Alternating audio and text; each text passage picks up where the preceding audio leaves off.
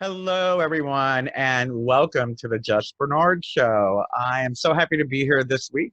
As we all know, it has been not only has it been a crazy week, it has been a crazy it's been a crazy year, let's face it. But as usual, we're doing our best to stay grounded. We're doing our best to be positive and do what we can to enhance our lives, enhance the lives of people that are within our lives, and also to hopefully spread the vibration of love around the world. Live from the heart of the Blue Ridge, Roanoke, Virginia. It's the Just Bernard Show with host Bernard Alvarez. Join Bernard as he shares topics that reveal the real matrix and empower your human experience, including world liberty, the esoteric, suppressed technologies, spiritual ascension, and human consciousness.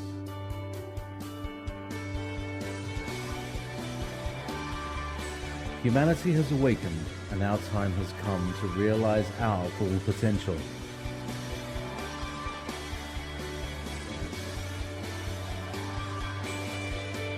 And now, live from the Star City, your host, Bernard Alvarez. And on that note, I'm very happy to say that a person who, one of my favorite guests, was here last year, is going to be joining us today.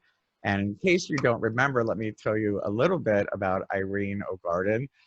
Irene OGarden has won or been nominated for prizes in nearly every writing category, from stage to e-screen, hardcovers, children's books, as well as literary magazines, anthologies.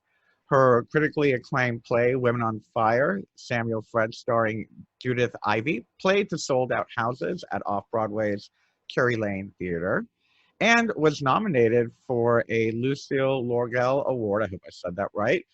O'Garden's new memoir, Rising the Rapids, How My Wilderness Adventure Healed My Childhood, was published by Mango Press in January 2019. Now, she is here today to talk about her latest work, and not only that, but how it seems to really overlap in what's happening in the world today. Her new book is called Glad to Be Human, Adventures in Optimism, and that's going to be, actually, that just came out May 19th of this year. Congratulations. Thank you. Thank you. Award-winning writer Irene OGarden reminds us of the radiance of human existence. The book has one simple message: through contemplation, meditation, and with literary style, Glad to Be Human invites readers to view life through a positive lens. And boy, do we need a lot of that today and these days. So thank you so much for coming back on the show, Irene. It's so good to see you again. Oh, it's so good to see you too, Bernard. I'm so happy to be here and so happy to be able to have a conversation that's just one, I'm sure, of many conversations that are happening around the world right now about how do we make the best of what is unfolding. How do we look at it? You know, I believe that optimism doesn't mean, oh, you can't be sad or you can't be even angry. It's not about not feeling. It's about looking for what is the growth, what is the positive outcome from the situations that we find ourselves in. Oh, here, here. And I say the same thing. I think it was last week, on last week's show, I had another very interesting guest on, and we were talking about, you know, the current events that are happening. And one of the things that I couldn't help but notice is sometimes when we know what we don't want, it motivates us to create that which we do want. So sometimes we need, that is the lesson sometimes on how to become positive by going through it. I forgot who it was. I think it was yesterday. I saw someone on my page, a psychologist friend of mine, and he said, in order to heal, you have to feel. And I'm like, yes, you know, you have to feel it. Yes. And sometimes that feeling isn't always good, but you will heal. So with Yes, that indeed. being said, Irene, the new work that you've put out is Glad to Be Human, Adventures in Positivity. What motivated Actually, you to- optimism is the Optimism, word, only thank you. because that's okay. Even better, optimism is much better than positivity. Yeah. What was it that motivated you to write that, and what inspired you? Well, it's interesting, Bernard. I have been an optimist my whole life.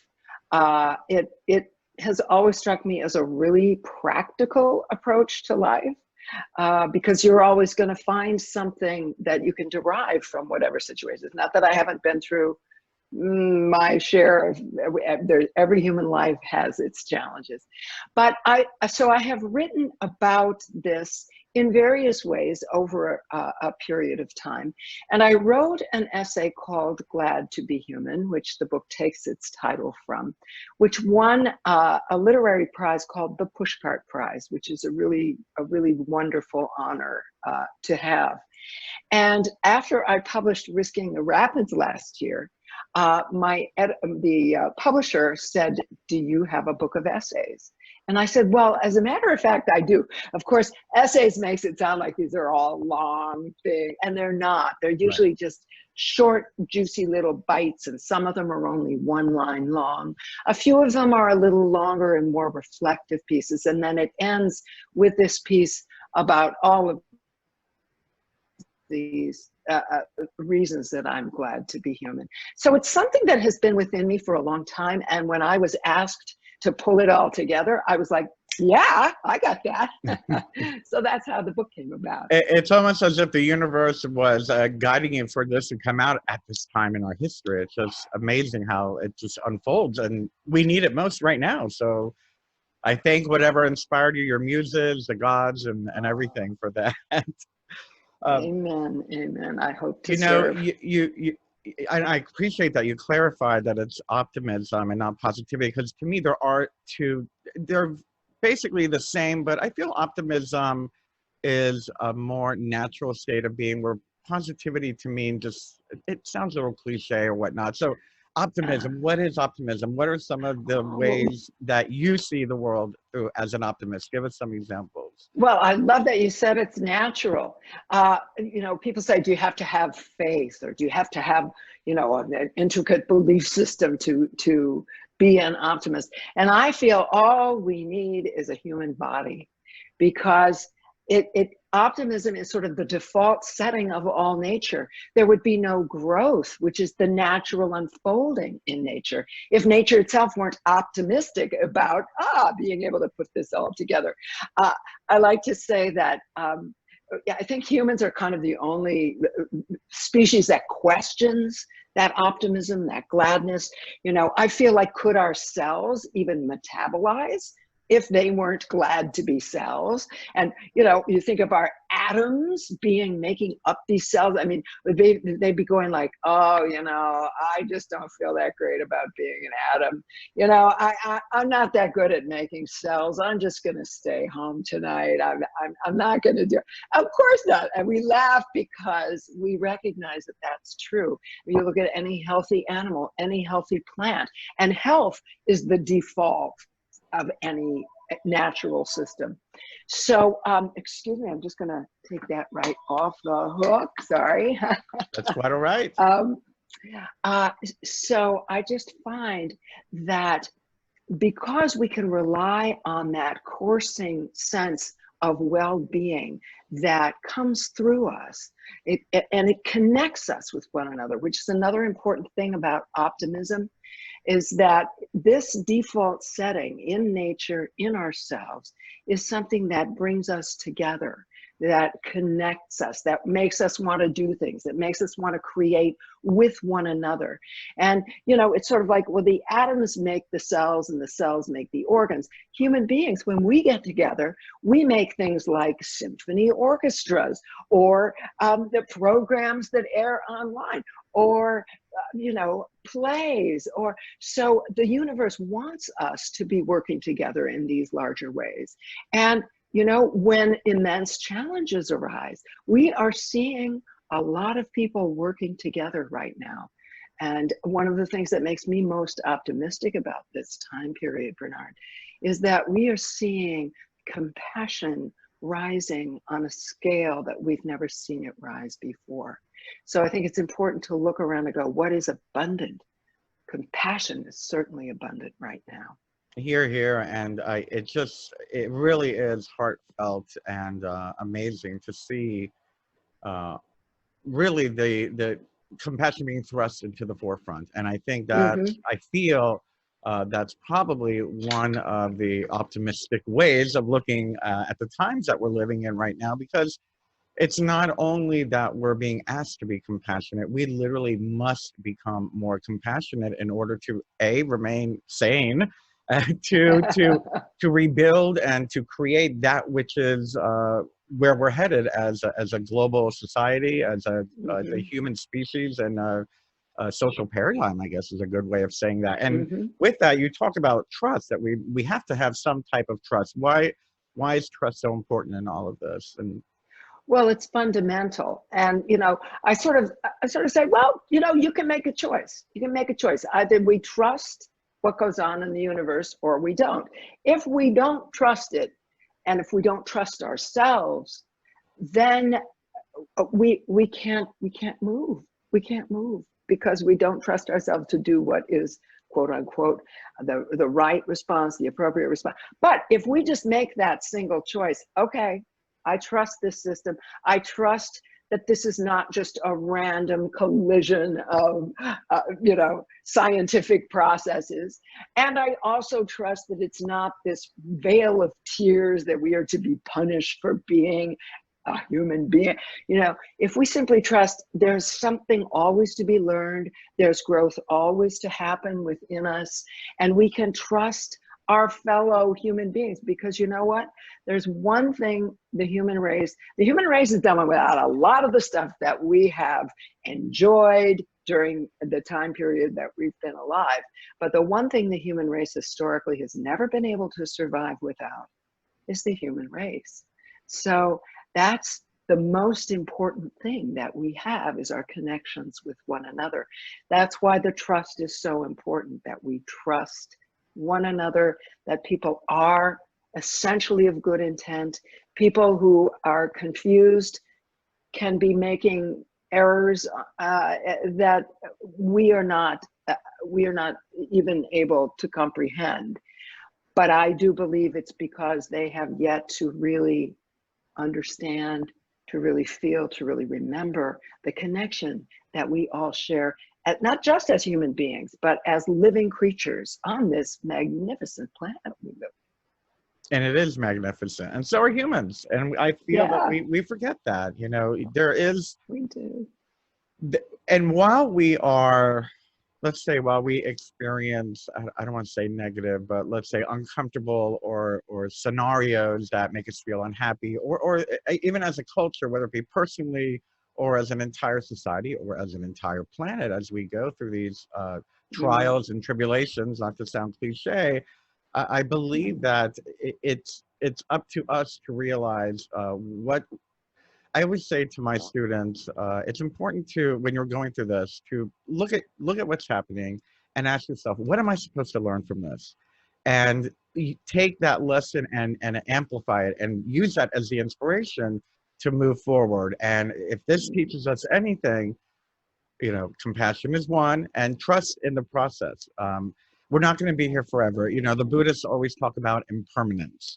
And mm, it's very important for us to know that when we get stuck in that place, yes, of course, we're allowed to feel unhappy. Yes, of course, we're allowed to mourn, the end of an mm, era or something like to that effect, mm. and to feel that, but to remember that, well, God, I'm sounding like an optimist.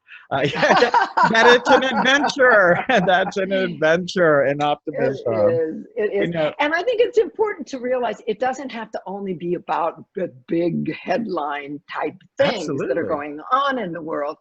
What this book is a collection of, in good portion, is our simple everyday events, simple things where we might be writing ourselves for something that, yeah, it's like, oh, the desk is all cluttered. I'm a bad person, or Yeah. what's the matter with me? I can't, and it's about, we're taking a moment and noticing that and allowing ourselves to be aware of what we're thinking and how we're responding, and to realize, in this moment, this can be an avenue that I can see, well, it's taking this moment without judgment of myself and clearing that desk or cleaning up this mess. You know, it's funny, I have a little piece in here about, you know, making a pot of coffee and the grounds go all over the place. And there's something about a mess that's visceral. And it makes us feel like, oh, something's wrong, something's bad, you know. But the truth is, if you've ever made that great no-knead sourdough bread that you can, or the no-knead bread that you can find the recipe for online, I don't know, have you ever made it? No, not yet. Really I keep seeing it though. Yeah, it's really good. Well, there's a stage in it where you're mixing the flour and the water together, and it looks terrible. It's a huge mess. But then you keep mixing it, and then you let it rise overnight, and it makes the most delicious loaf of bread. Very simple.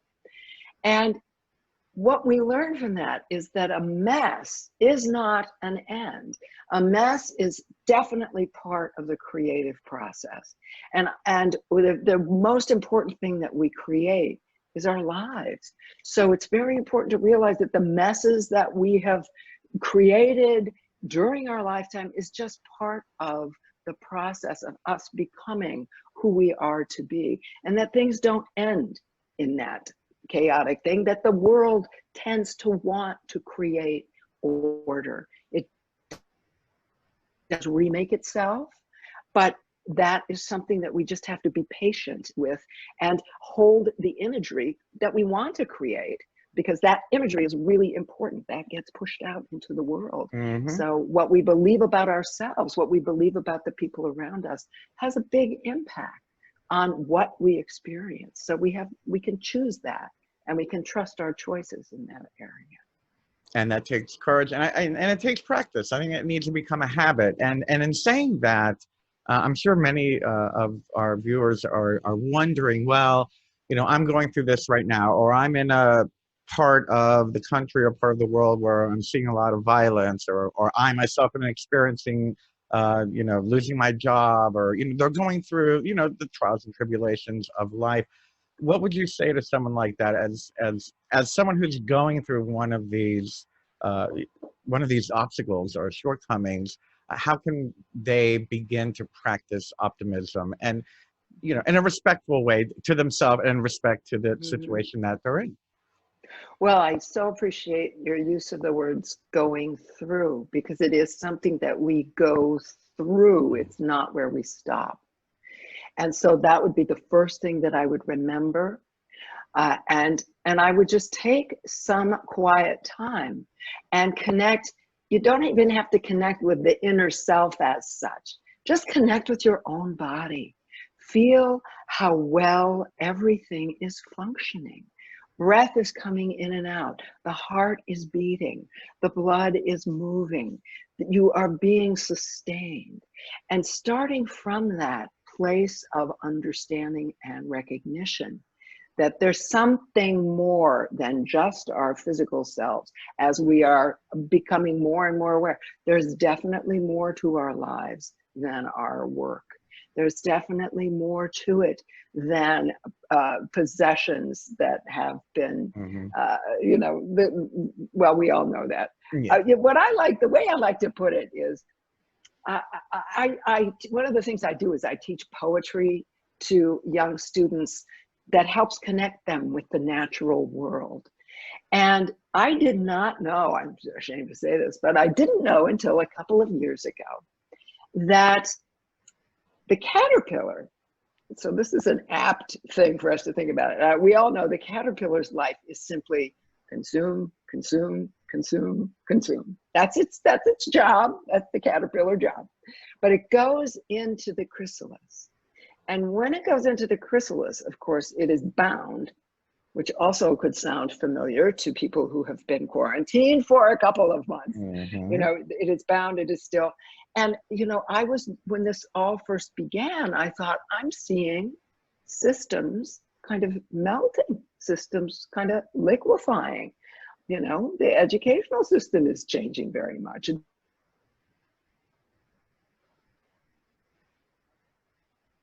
To some extent. And I thought, well, what does that mean? Well, the interesting thing is within the chrysalis, the caterpillar actually turns liquid.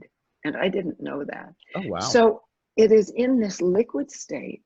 And there are these things called imaginal cells, which I think you'll like for now.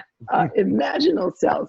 And within those cells are the little cells that will become the butterfly eyes, the antenna, the wings. And when they're first floating around, that little caterpillar's immune system starts to attack them because it doesn't recognize them. This is like, what?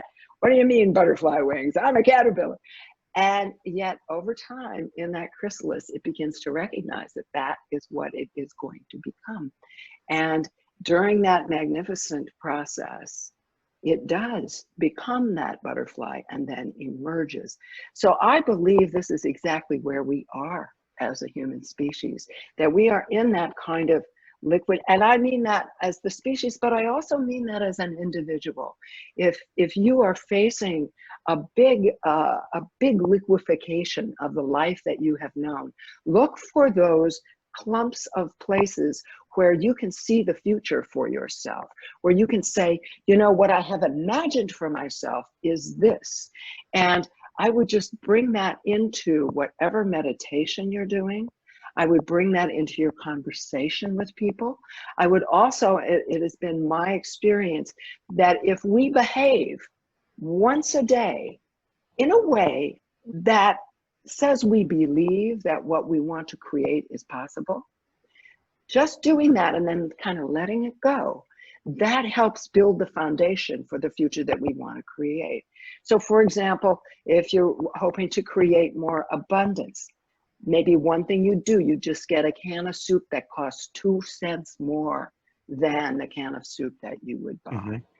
That just something that helps that the world know this is the direction I'm moving in. I used to have a very big problem with overeating and with, you know, with my whole physical system was not, you know, I was not caring for myself. And yet there was a part of me that could see someday I would be healthy and vigorous and I would feel comfortable in this body. So I began to, you know, someday I'll be able to trust myself around food. So I tried keeping a package of chocolate chips in my house, you know, and over time, that was something that I became. It's not that I didn't work on other habits, but I am saying that little hint to the universe, this is my imaginal self. This is where I want to be going, helps reinforce that. And then we begin to take it into our bodies. You know, that's another really interesting thing about optimism too, Bernard.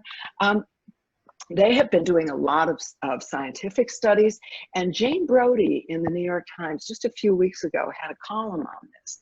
And she pointed to, they put together like 15 studies, we're talking over 200,000 people, who, when they identify themselves as optimists, meaning they're looking for that better outcome, they believe that that better outcome is possible, their health is much better than people who are constantly thinking, you know, the things are not going to work out of it, because of course they're bathing their cells in like these not great chemicals. Whereas people who are optimistic tend to take better care of themselves, which means their health is better. They're less likely to have heart attacks and cardiovascular events of any kind. So anyway, it's also really good for our health. Yes, exactly. Our psychological health and our physical and health. Our immunity and all the above. Absolutely. Yeah, Absolutely. yeah. And our spiritual health, thank goodness. Couldn't be better. As I'm listening to you speak, and it's just I kind of find it eerie that before, you know, all this, the beginning of 2020 was kind of smooth, you know, but it got, you know, then we got to the top of the roller coaster and we went, you know, all through this crazy ride we've been going on. But the reason why I bring that up is, you know, we're talking about optimism and rising above. And my, I don't do New Year's resolutions. I do New Year's intentions. Mm-hmm. And I write down the things that I would like to see in my year. And then what I do is I kind of break it down into one phrase. And of all the things I listed, you know, like my career, the work I'm doing, my community service that I do for the community here, the show, the website, all of that. And I condense it, and the words I got I was inspired to label it was Super Bernard. So Right. what I did was, and I still do it now every morning, my meditation is I am Super Bernard. And I can just say that I am so grateful that I have been doing I am Super Bernard every morning, because when the, you know what, hit the fan, I was prepared. And I mean that wholeheartedly. I really don't feel I've been affected. Yes, maybe the last few days I've been a little bit more anxious or a little bit more emotional about what's happening. But all in all, I can't say that it's really affected me. Yes, I've lost income and all of that, but still feeling like Super Bernard. So I think I'm a living example of having that optimism and still, still flourishing and growing and all of that. You know, I before you go, because we have to wrap up in a couple minutes, I remember when we were talking on email while we were preparing for the show, you had mentioned that you were a part of a panel or a discussion for what's been going on. Can you share any of the highlights of what it was? Who was the panel? Where was it? And what you come away with?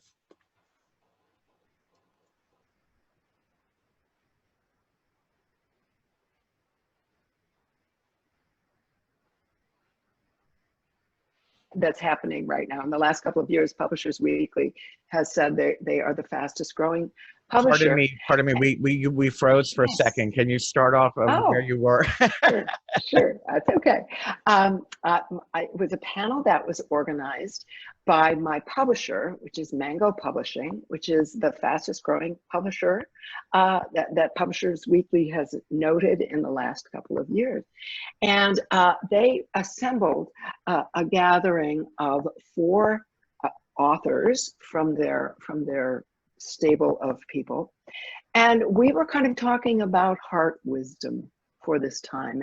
And one person has a book out about sudden loss and grief. Someone else has a book upcoming about creative anxiety and how to let go of that. And someone else's book was about gifts that you can give people, ways to say that you love them. And of course, my book is about being glad to be human. So we were exchanging ideas with the people who were listening about just how our hearts can grow from this. And you know, I just feel like it was a really good combination of people. And although optimism wasn't the entire approach, I think everyone had a way of moving through, as we were talking about earlier, a way of moving through these extremely challenging times. And some people have moved through challenging childhoods, for example. I think this is another thing that's good for us to remind ourselves when we're hit with some major life events, is all of the things that we have actually not only survived, but grown from, because we have been present in ourselves, because we have looked for the most expressive and powerful way to be a loving human being, because we have believed in ourselves. That's why I think it's really important. You know, the human race does get a lot of bad press. And I think it's important for us to remember all of the beautiful things that make us human. And so many of them are about all the connections that we have with one another, our senses, our spiritual life. There's so many wonderful things about being human. And I did want to say, Bernard, if you would allow me. Yes. I think it's such an important idea that I have dedicated a section of my website to it. Okay. So if your listeners go to ireneogarden.com, they go to the Glad to Be Human page, there's a little thing that says learn much more. If you go there, you'll see there's a form where, if you like, you can upload just using your first name. So, you know, you put your email in, but I don't rent or sell or do any of that. That's just to keep track of things. You can upload a reason you are glad to be human. And there's a little spot there that says, read what others have said. And when you read And there are many, many people who have uploaded to Glad to Be Human. And when you read what they say, it's so heartening. And that's why it's so important for us to share with one another reasons that we are glad to be human beings. Yes. Remind each other. And remember, we're one human family, and we all do need each other. Amen. I thank you for that. Everybody, remember, the name of the book is Glad to Be Human, Adventures in Optimism. It's Mango Press. It's available on Amazon and bookstores, but you do have a website for the book also, right? Well, the website is incorporated. Well, you can go to gladtobehuman.com, and that will send you to my website. You can learn more about me. You can contact me through Irene O'Garden, poet and author, on Facebook. I'm OGarden on Instagram, and I'm very, very grateful to be able to speak about how wonderful the human race is. And thank you so much, Irene. And thank you everyone for joining us today. I will see you all next week. Remember, love each other. We are one human family, and you are superhumans. Be glad to be human. I love you. Have a great week, everyone. Thanks.